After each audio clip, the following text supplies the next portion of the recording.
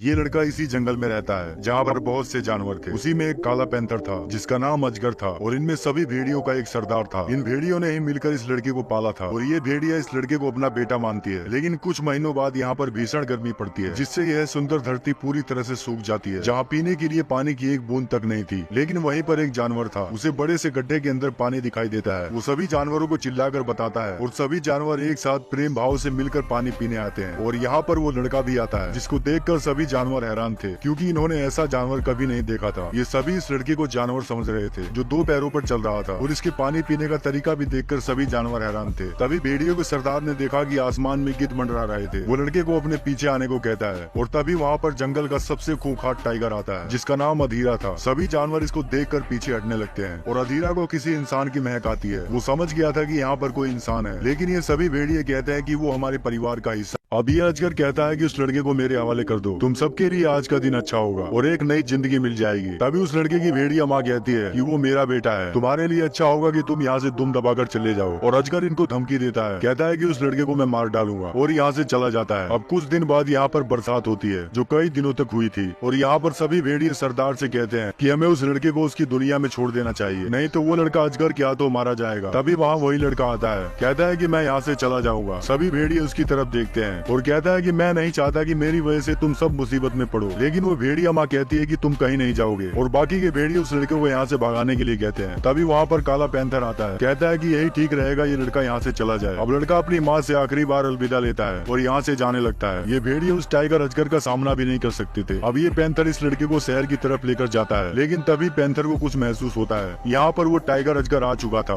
अब बगीरा लड़के को घाटी की तरफ भागने को कहता है। तभी टाइगर उस पर अटैक करता है, लेकिन बगीरा टाइगर को लपेट लेता है और लड़का पूरी जान लगाकर यहाँ से भाग रहा था। बगीरा इस टाइगर का ज्यादा देर तक मुकाबला नहीं कर सकता था और टाइगर बगीरा को मार गिराता है। अब वो टाइगर लड़के का पीछा करता है। लड़के की जिंदगी पूरी तरह से खतरे में थी। टाइगर इसके बिल्कुल करीब आ चुका था, लेकिन तभी भैंसों की भगदड़ में टाइगर फंस जाता है और लड़का चट्टान से नीचे कूद जाता है। तभी वहाँ पर बहुत सारी भैंसों का झुंड आता है। लड़का खुद को भैंसों से बचाता है और ऊपर वही टाइगर लड़के को ढूंढ रहा था। तभी लड़का टाइगर की तरफ देखता है। टाइगर ने भी लड़के को देख लिया था, लेकिन तभी लड़का एक भैंस की सींग को पकड़ लेता है और भैंसों की भगदड़ की वजह से वो लड़का आज बच गया था। टाइगर बहुत ही ज्यादा गुस्से में था और अब वो टाइगर इन्हीं भेड़ियों के पास आता है। टाइगर भेड़ियों के सरदार के पास जाता है और बैठ जाता है। टाइगर कहता है कि मैंने उस दिन तुम सबको कहा था कि उस लड़के को मेरे हवाले कर दो, लेकिन भेड़ियों का सरदार कहता है कि वो यहाँ से जा चुका है, उससे हमारा अब कोई लेना देना नहीं है। सभी भेड़िए टाइगर को घूर रहे थे। तभी टाइगर खड़ा होता है और कहता है कि इसकी सजा बहुत ही घातक होगी। अब ये टाइगर भेड़ियों के सरदार की गर्दन को तोड़कर फेंक देता है। सभी भेड़िए बहुत ज्यादा डरे हुए थे। टाइगर ने इन भेड़ियों की जगह पर कब्जा कर लिया था। वो कहता है कि ये तो तुम्हारे साथ होना था, तुम सबने बहुत बड़ी गलती करी उस लड़के को यहाँ से भेजकर। और यहाँ पर वही लड़का एक भैंस के ऊपर लेटा हुआ था। वो भैंस चट्टान के किनारों से होकर गुजर रही थी। तभी लड़के को होश आता है। उसने देखा कि वो चट्टान खिसक रही थी, जिससे सभी भैंसे बौखलाने लगती है। तभी लड़का वहाँ से नीचे कूद जाता है और पानी में जा गिरता है। लड़के ने एक सूखी लकड़ी को पकड़ा हुआ था। ये लड़का टाइगर से बच गया था। अब वो लड़का उसी लकड़ी के सहारे एक दूसरे जंगल में पहुंच जाता है जो बेहद ही डरावना जंगल था। रास्ते में लड़के को एक बड़े सांप की खाल मिलती है और आगे जाकर वो एक पेड़ पर फल देखता है। लड़का उस फल को तोड़ लेता है और बैठकर खाने लगता है। तभी वहाँ पर एक छोटा सा जानवर आता है। लड़का उस जानवर से बातें कर रहा था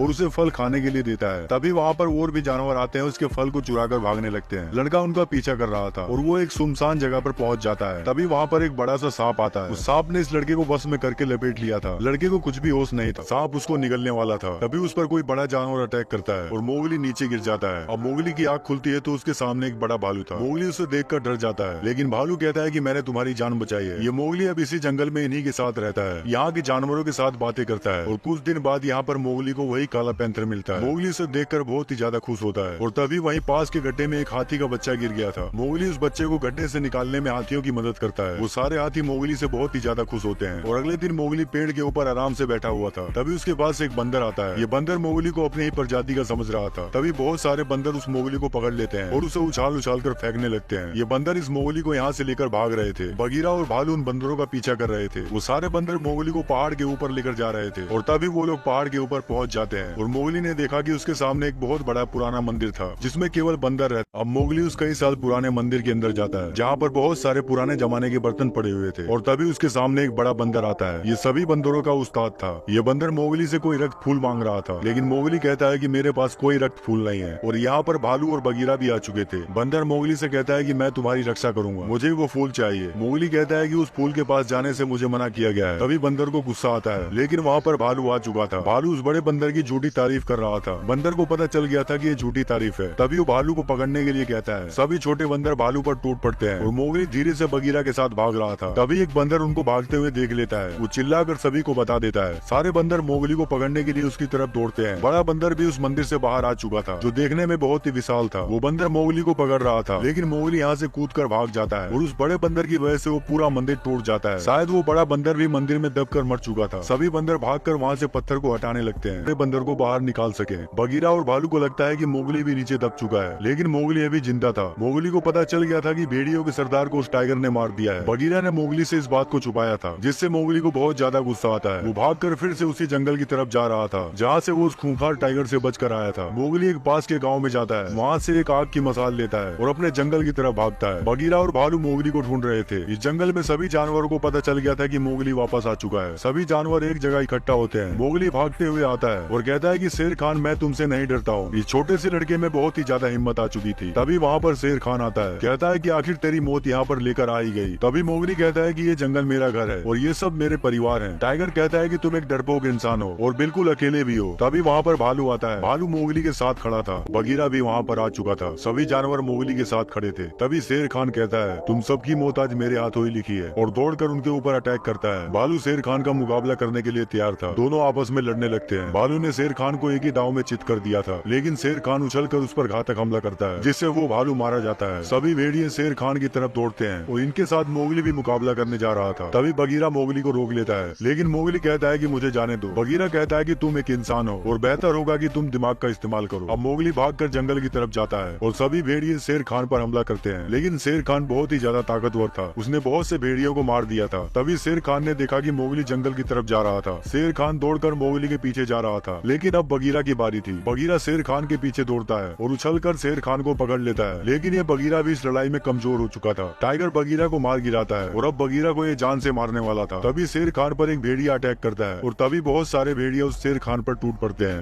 वो भेड़िए शेर खान को नोच रहे थे और मोगली जंगल के अंदर आता है, जहाँ पर पूरे जंगल में आग लगी हुई थी, और वो भागकर एक सूखे पेड़ की तरफ जाता है। मोगली उस पेड़ की बेल को काट रहा था और यहाँ शेर खान भेड़ियों से छूटकर जंगल की तरफ भागने लगता है। मोगली ने पेड़ की बेल को काट लिया था, लेकिन यहाँ पर वो शेर खान आ चुका था। वो शेर खान पेड़ के ऊपर चढ़ रहा था। मोगली पेड़ के ऊपर जाता है। ये पूरा पेड़ सूखा हुआ था, जिसकी डाली कभी भी टूट सकती थी, और तभी मोगली पेड़ की डाली से दूसरे पेड़ के ऊपर चला जाता है। शेर खान यहाँ पर फंस गया था। तभी वो शेर खान नीचे कूद जाता है और दूसरी तरफ से मोगली की तरफ जाता है, और मोगली एक फंदा तैयार कर रहा था। वो फंदे को एक पेड़ की डाली पर लटका देता है। ये मोगली उस फंदे पर लटकना चाहता था। तभी वो शेर खान उस पर अटैक करता है। उसका पंजा मोगली की छाती पर लग जाता है। अब मोगली वहाँ से फटाफट ऊपर की तरफ भागता है। मोगली वहाँ से अब सूखे पेड़ की डाली की तरफ जाता है, लेकिन शेर खान मोगली के पीछे आ रहा था, और तभी वो शेर खान वहाँ से निकलकर बाहर आता है और मोगली से कहता है कि आखिर चिड़िया जाल में फंसी गई। शेर खान कहता है कि मैंने उस भेड़ियों के सरदार को भी मार डाला, जिसको तू अपना पिता कहता था। लेकिन मोगली शेर खान को एक ही बात कहता है, मैं तुमसे नहीं डरता हूँ। मोगली शेर खान को उकसा रहा था ताकि वो उसके ऊपर हमला करे। तभी शेर खान को गुस्सा आता है और वो उस पर हमला करता है, लेकिन मोगली रस्सी को पकड़कर दूसरी तरफ चला जाता है और शेर खान अब इस पेड़ की डाली पर फंस चुका था। वो खुद को बचाने की बहुत कोशिश करता है, लेकिन वो चाह कर भी खुद को नहीं बचा सका, और इस कहानी में शेर खान मारा गया अपने अहंकार के कारण, और मोगली ने इस जंग को जीत लिया था। लेकिन मोगली अभी भी निराश था, क्योंकि इसके पिता को शेर खान ने मार डाला था। और यहाँ बगीरा भालू को शेर खान से मुकाबला करने के लिए शाबाशी दे रहा था। सभी जानवर ध्यान से देख रहे थे। मोगली उसी हाथी के ऊपर बैठा हुआ था जिस हाथी की मोगली ने जान बचाई थी। सभी हाथी मिलकर उस पानी के बांध को खोल देते हैं, जिससे उस पूरे जंगल की आग बुझ जाती है, और अब फिर से वो दिन लौट आए थे। सभी जानवर एक दूसरे के साथ प्रेम भाव से रहते हैं, और अब मोगली की मां इन भेड़ियों की सरदार बनती है।